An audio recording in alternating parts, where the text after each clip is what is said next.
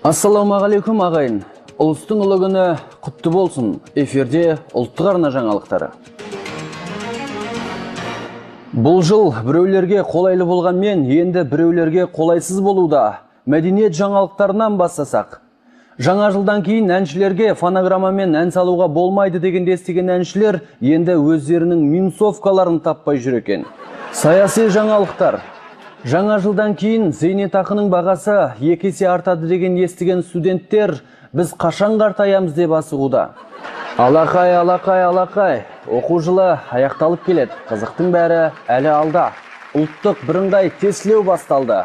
Оқушылардың қорқыныштан жүрек қағысы дөйіп, шаштар үрпейіп, қорқыныш басатын сәт. Бірақ біздің сіздерге жақсы жаңалығымыз бар. Ол жайында тілшіміз баяндайды. Дәл осы мектепте 11 жыл білім алып, бүгін түлектер ұлттық бірыңғай тест тапсырып жатыр. Олардың 11 жыл бойы алған білімдерін тек қана санаулы балдар шешеді. Қуанышты жағдай. Енді көп оқудың қажеті жоқ. Балды сатып алуға да болады. Дұрыс қой, енді қанша матына ойбай балаларымыз қанша бал жинайды деп ойымдап жүр. Оның қасында математика 5 бал жетпей отыр. Ей, анау физиканы кеді ғой. Міне, өзекті мәселелердің бірі дәл осылай шешімін тапты. Енді сенің бақытың да, бағың да бал араларының қолында. Ағашбайдың бұтағы, Темірбайдың шынжыры, Аязбайдың қырауы. Ұлттық арна. Сен қатысың жоқ қой? Ей, жарайды. Қолы бостың ермегі.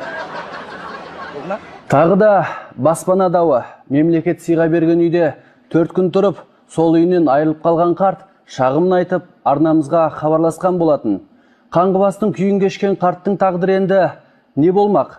Бейнетін, зейнетін көрем бе дегенде бейшара кейіпте қалғанына кім кінәлі? Бұл не деген сұмжай айналайындары? Мынау менің үйім міне, мынау. Көшіп келгеніме 4-ақ күн болды. Үйімнен дүкенге барып келейін деп 15 минутқа шығып кеткем. Қайтып келсем, басқа біреулер басып көшіп келіп алды.